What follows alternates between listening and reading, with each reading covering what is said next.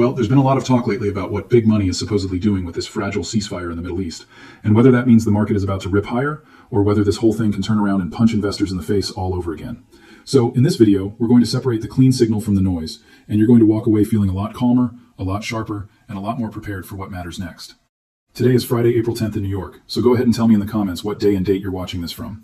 And if you value content like this, subscribe and comment Our John AG, so I know you want more of these breakdowns. Because here's the basic story that keeps getting pushed right now. If the ceasefire holds, people say risk comes flying back in. Tech wakes up, the big names bounce, smaller companies catch a bid, and suddenly everybody acts like the storm is over. But if the ceasefire cracks, then oil jumps again. The dollar firms back up, the broad market gets hit, and the money rotates into the ugly but obvious places like energy, defense, and a few other war-sensitive trades. And on the surface, I get why that sounds compelling. It's simple, it's neat. It gives people a bull list and a bear list. It feels like one of those rare moments where all you have to do is pick the right branch of the tree and wait. But when you slow the whole thing down and actually look at what's happening, it's not that clean. Not even close. Because yes, from recent market updates, there really was a relief move in stocks this week. The broad index did close back in the upper 6,000s, and the market clawed its way back above some major technical levels after two strong sessions. At the same time, the truce has clearly not solved the underlying problem. The latest reporting says the Strait of Hormuz was still shut on Friday. Fighting in Lebanon was still going on, and the so-called peace window was already showing strain before the next round of talks even started. So that's the first thing. We are not looking at a clean, problem-solved environment. We are looking at a headline-sensitive market that wants to rally, but does not yet have permission to fully relax. Those are very different things. A market that wants to breathe is not the same as a market that can safely go to sleep. Now, some people are treating this like a master key for everything. Ceasefire holds, buy almost all risk. Ceasefire fails, dump almost all risk. And I think that is too tidy. Markets almost never move in perfect textbook fashion when geopolitics, oil, inflation, earnings, and positioning all get jammed together at the same time. Usually what you get is overlap. You get a little fear, a little chase, a little short covering, a little hiding, and a lot of people pretending they knew the whole path in advance. So let's break the bull case apart first, because that's the side everybody wants to believe. If the region calms down even a little, if shipping pressure eases, if crude stops screaming higher, and if inflation fears stop getting worse, then yes, the market has room to lift. That part is not crazy. In fact, based on recently published numbers, first quarter earnings expectations for the broad U.S. market are still running at a solid double-digit growth pace. Revenue growth expectations are also strong, and technology and financials are among the sectors expected to lead. That matters more than a lot of people realize. Because when investors panic around a geopolitical event, they often start pricing the next quarter like it's already ruined. They don't wait for the damage to show up. They lean first. They ask questions later. And then if the actual earnings picture comes in better than the fear, the rebound can be sharper than people expect. Not because the world became amazing, but because expectations had gotten too gloomy. That is one reason the technology trade keeps coming back into the conversation. Not because tech is magically immune to war risk. It isn't. Not because every artificial intelligence story deserves blind faith. It doesn't. But because the largest technology names still have the cleanest profit engines, the strongest balance sheets, and the widest room to surprise people when sentiment gets too dark. If fear pulled those names lower faster than the fundamentals actually changed, then even a partial easing in the news flow can create a snapback. And that's where the big cap trade enters the picture. A lot of investors hear big tech and immediately roll their eyes now. I understand that. It sounds crowded. It sounds obvious. It sounds late. But crowded and dead are not the same thing. Sometimes the most owned names get hit not because the business is broken, but because they were the easiest source of cash when traders needed to cut exposure fast. Then, when the pressure backs off, the same names lead again because they are still the market's deepest pool of liquidity and the easiest place for large money to redeploy. That doesn't mean every megacap name is automatically a buy right here. It means you should understand why they keep getting mentioned first in a risk-on scenario. Scale matters, cash flow matters, confidence matters. And when institutions want back in fast, they usually don't start with the weird stuff. They start with what they know they can size. Now, the second layer of the bullish case is not just technology. It's the idea that once fear cools off, the rally broadens. And this is where people start talking about smaller companies, consumer names, home builders, retailers, and banks. The logic is straightforward. If the oil shock eases, if the dollar stops acting like a wrecking ball, if rate pressure doesn't intensify, and if consumers don't get hit with a fresh inflation punch, then the parts of the market that were trading like the economy was about to stall can rebound. Again, that is plausible. But here is where I want to challenge one of the lazy assumptions. A ceasefire headline does not instantly turn the economy into a straight line boom. It doesn't erase the pressure households feel. It doesn't make financing cheap overnight. It doesn't undo the fact that companies have already spent weeks planning around higher energy costs, delivery disruptions, and a market that has been whipping around like it drank too much coffee. So yes, home builders could catch a bounce. Retailers could catch a bounce. Financials could catch a bounce. Small caps could catch a bounce. But could catch a bounce is not the same as entering a clean new uptrend with no friction. Those are different statements, and people keep blending them together. And let me add one more layer to the tech conversation, because this is where people either get way too excited or way too cynical. Artificial intelligence is still doing a lot of heavy lifting in the market narrative, and that cuts both ways. On one hand, it has become the easiest story in the world to overhype. Every company wants to sound like it has an AI angle. Every investor presentation wants to borrow that glow. And when that happens, people naturally start asking, okay, but where is the real money? Fair question. On the other hand, from the current earnings outlook, you can still see why large investors haven't abandoned the theme. Information technology is still expected to be one of the stronger earnings sectors this quarter, and revenue growth for the broader market is still being projected at one of the best rates we've seen in a while. That doesn't prove every AI trade works. It does suggest the engine underneath the biggest technology businesses has not stalled the way some of the fear narratives implied. So when people talk about a love letter to the largest names, I wouldn't describe it that way. I describe it more like this. In uncertain markets, investors often return to the businesses that can fund their own future. That is a very different idea. Hype chases possibility. Big money usually prefers durability. And that leads into smaller companies, because small caps are the opposite kind of bet. They can absolutely run when fear eases. They can absolutely outperform in a relief phase. But they usually need more than a headline. They need financing conditions not to get worse. They need the growth scare not to deepen. They need oil not to turn into a tax on the whole economy. So yes, they belong on the bullish list. But they belong there with an asterisk, not a halo. Same thing with banks. A lot of people hear financials and think it just means rates up or rates down. It's broader than that. Banks care about credit quality, loan growth, capital markets activity, confidence, and whether the economy is cooling gently or getting punched in the ribs. The current earnings preview does put financials among the stronger expected groups, which is why they matter here. But if energy pressure lingers and growth assumptions start slipping, that support can get messy fast. So ask yourself this, and drop that in the comments down below. Do you think this is the start of a real risk-on move, or is it just a relief bounce that runs into another wall? And if the ceasefire falls apart, which group do you think actually holds up best? That's why I think the smarter way to look at the bullish scenario is not buy everything because peace is here. It's more like this. If the headlines stop getting worse, then the market can begin repricing from emergency mode back toward normal valuation logic. That alone can be enough for a meaningful move, especially if earnings keep coming in decent and oil stops dominating every conversation. But it is a normalization trade first. It is not proof that all risk has disappeared. And by the way, the dollar piece matters here too. Over the last few days, the dollar has not been behaving like a full-blown panic winner. In fact, recent reporting showed it struggled to rebound as doubts over the truce lingered, while another market wrap showed the dollar losing ground as risk sentiment improved. That matters because a softer dollar can take some pressure off global risk assets and help the metal story as well. Which brings us to gold, silver, and miners. This is where people often get sloppy. They act like the metals trade only works if the world is ending, or only works if the dollar is collapsing, or only works if central banks are panicking. Reality is messier than that. Precious metals can attract money for different reasons at different times. Sometimes it's fear. Sometimes it's currency skepticism. Sometimes it's real rates. Sometimes it's just rotation into hard assets when investors don't fully trust either the growth story or the bond story. So, in a calmer version of this market, with the dollar softer and rate fears less intense, gold and silver can absolutely stay in the conversation. And the miners can move even more if metal prices hold up while energy costs stop exploding. But if you're looking for a clean, one-line formula, you're not going to get it. This is not a vending machine where you put in one geopolitical headline and out comes one guaranteed sector winner. Now let's talk about what I think is the most misunderstood piece of the whole bullish argument. And that's this idea that once the truce looks more believable, money managers are just going to stampede back into risk all at once. Maybe they do, but that depends on why they cut risk in the first place. If a trader reduced exposure because the headlines were too hot, then yes, calmer headlines can pull them back in. But if they cut because oil volatility changed the inflation path, or because they don't trust the durability of the truce, or because they think economic growth is still losing momentum underneath all this, then the buying won't be as automatic as people make it sound. In other words, positioning matters, but narrative matters too. A spring that gets compressed can snap back, that much is true. But if the hand compressing it is still sitting right there, the bounce can be short, uneven, and full of fake outs. That is exactly the kind of market we can get when investors are trading not one story, but three stories at the same time: geopolitics, earnings, and inflation. And that is why I would be careful with the phrase, all clear. The market may decide the immediate disaster odds are lower today. That is not the same as saying the market is fully priced the next month, the next quarter, and the next earnings cycle in one clean shot. It hasn't. Markets don't do that. They stagger, they lurch, they overreact one day and underreact the next. Now, if the bullish story is about easing pressure, the bearish story is about renewed stress. And here the chain reaction is easier to understand. If the ceasefire falls apart, if cross-border fighting spreads, if the shipping bottleneck stays blocked, if Saudi infrastructure or regional transport routes take fresh hits, then energy moves right back to the front of the stage. And once energy jumps back into the spotlight, everything else has to negotiate with it. Consumers negotiate with it, airlines negotiate with it, trucking negotiates with it, central banks negotiate with it, equity valuations negotiate with it. Nobody gets to ignore it for long. The latest public reporting is exactly why people are nervous. Even with the ceasefire announcement, physical oil has stayed extremely tight.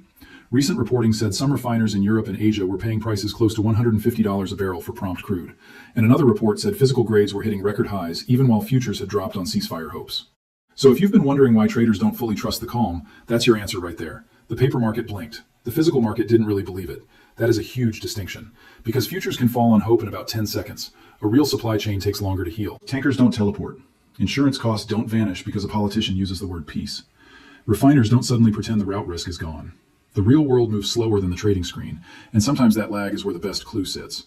So if the ceasefire weakens, or if the route remains choked for longer than expected, then yes, the energy trade can reassert itself fast. Producers, service names, storage plays, midstream pipelines, and anything tied to keeping fuel flowing suddenly become more attractive. Not because those businesses are romantic, not because they're exciting, but because in a stressed system, boring becomes beautiful. And that also explains why defense keeps getting mentioned. When the world gets louder, defense names tend to attract flows, partly because governments spend more, partly because investors think they will spend more, and partly because the market loves obvious themes when uncertainty spikes. Recent reporting showed that the Pentagon had sought more than $200 billion in additional funding tied to the Iran war, while separate coverage also tracked the push for a record defense budget proposal around $1.5 trillion. That doesn't mean every defense stock is automatically cheap or smart. It does explain why the group stays on the watch list whenever escalation risk rises. And then there's the airline side of this. This is one of the cleanest stress reads in the whole market. Airlines don't need oil to go to the moon to feel pain. They just need fuel costs to stay ugly long enough to wreck margin planning. Recent reporting has already flagged fare hikes, outlook pressure, schedule changes, and the broader squeeze from jet fuel jumping hard in recent weeks. That's why this area matters so much in the bear case. If fuel stays elevated and routes stay messy, airlines can get hit from both sides at the same time. Higher costs and shakier demand. So when people say, if the truce fails, what gets hurt first? Travel deserves a real place in that conversation, especially the weaker operators, especially the names with less pricing power, especially the ones that can't absorb another nasty surprise. Now, fertilizers getting pulled into the discussion may sound random at first, but it's really about second-order effects. Energy is a feedstock story. Shipping is a logistics story. Agriculture is not some isolated island. When energy and transport get unstable, a bunch of other industries feel that tremor a little later. That's why in messy macro periods, the winning basket can include names that seem unrelated until you follow the chain one step further. And that brings me to something I actually like about the scenario framework, even though I think a lot of people oversell it. The useful part is not the false precision. The useful part is the reminder that money does not move in and out of the market as one giant block. It rotates, it hides, it reappears somewhere else. That is one of the biggest lessons ordinary investors miss. They think the market is either good or bad, green or red, safe or dangerous. But money is usually behaving more like water on a tilted floor. It leaves one side of the room and starts pooling somewhere else. When risk appetite improves, it may move into technology, smaller companies, consumer names, banks, and selective metals. When risk appetite worsens, it may run toward energy, defense, hard assets, and certain cash-generating businesses that can handle inflation shocks better than the average company. So even if the broad tape feels chaotic, that does not mean there is no opportunity. It means the opportunity is moving. And that's why the people who keep asking, is this a bull market or a bear market, are sometimes asking the wrong question. A better question is, what kind of pressure is rising, and which part of the market is built to handle that pressure better than the rest? That question doesn't make for a sexy thumbnail, but it usually gets you closer to the truth. Now I want to deal with one more point that keeps floating around in these kinds of videos, and that's the tendency to present institutional research like it's some secret treasure map. I understand the appeal, I really do. It sounds powerful, it sounds exclusive. It sounds like somebody behind a big glass wall already knows the answer, and all you need is the cheat sheet. But let's be honest for a second. Big institutions are not fortune tellers. They build scenarios, they stress test, they hedge, they revise. They are often directionally useful, but they are not reading the future off a stone tablet. So when you hear, this is what the smart money is buying, your first instinct should not be obedience. Your first instinct should be to ask, under what assumptions? For what time frame? Against what risk? That one habit can save you a lot of pain, because one of the easiest ways to lose money is to borrow somebody else's conviction without borrowing their exit plan. Institutions can be wrong. They can be early. They can be hedged in ways you're not. They can survive volatility that would wreck a smaller account. So even if the broad framework is helpful, you still have to translate it into something that fits real life, not fantasy life. And that's also why I'm skeptical of any version of this story that pretends a ceasefire automatically means straight-up gains for every favorite risk sector. From the latest public filings and market previews, earnings strength still looks real enough to matter, especially in tech and financials. But the same body of current reporting also says oil flows are still disrupted, spot supply remains tight, and the diplomatic picture is still fragile. Those facts don't cancel each other out. They coexist. That's the whole challenge. So if you force me to simplify the simplification, I'd say it like this. The bull case is basically a pressure release trade. Oil settles, the dollar softens, earnings stay decent, fear cools, the biggest quality names rebound first. Then the move broadens if investors start believing the worst case inflation shock is not coming back immediately. The bear case is basically a fresh squeeze trade. The route stays blocked, the region stays hot, fuel risk returns, inflation fear gets another jolt. Defensive and commodity-linked groups take the lead while fuel-sensitive and rate-sensitive areas struggle. Neither case is absurd, and right now the market is trying to price both at once. That's why you're seeing this strange combination of relief and caution. Stocks can bounce while traders still distrust the headlines. Oil futures can cool while physical crude stays tight. The dollar can wobble instead of roar. Gold can stay relevant without acting like a one-direction panic trade. Mixed signals are not proof the market is broken. They are proof the market is still in negotiation. Now, I want to say something directly to the people who keep waiting for a perfect moment where the picture becomes obvious. That moment usually doesn't come. The market does not mail you a neat letter saying, okay, the uncertainty is gone now, you may invest comfortably. It moves before the certainty arrives. Then it scares you again. Then it rewards patience. Then it punishes laziness. That's just how this works. So your edge is not perfect prediction. Your edge is preparation. Know what you would want to own if oil pressure eases. Know what you would want to avoid if fuel stress returns. Know which names are quality and which names are just momentum in a cheap suit. Know where you are early, where you are late, and where you are simply guessing. That matters far more than pretending you know the next headline before it prints. And since a lot of people also brought up the gold reserve story at the end of this whole conversation, let me clean that up too, because there's a lot of drama around it and not enough context. The dramatic version making the rounds is that France somehow yanked every last ounce of gold out of America in one giant political gesture. That is not what the latest public reporting describes. It said the Bank of France upgraded a leftover stock of about 129 metric tons, roughly 5% of its reserves, replaced the bars with compliant bars, and ended up holding the new bars in Paris, while the total size of France's gold reserves stayed about the same. In other words, that story is more technical than theatrical. That doesn't make it irrelevant. It just means you should be careful with sensational wording. A lot of stories sound explosive until you put the missing context back in. Then suddenly, it looks less like a geopolitical bombshell and more like reserve management mixed with accounting gains during a period of strong gold prices. And honestly, that is a pretty good lesson for this whole market. A dramatic headline gets your attention. Context tells you what to do with it.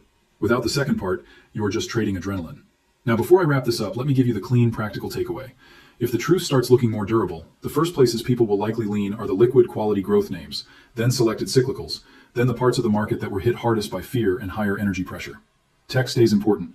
Financials stay interesting. Small caps become more tempting, but also more dangerous if the move fades.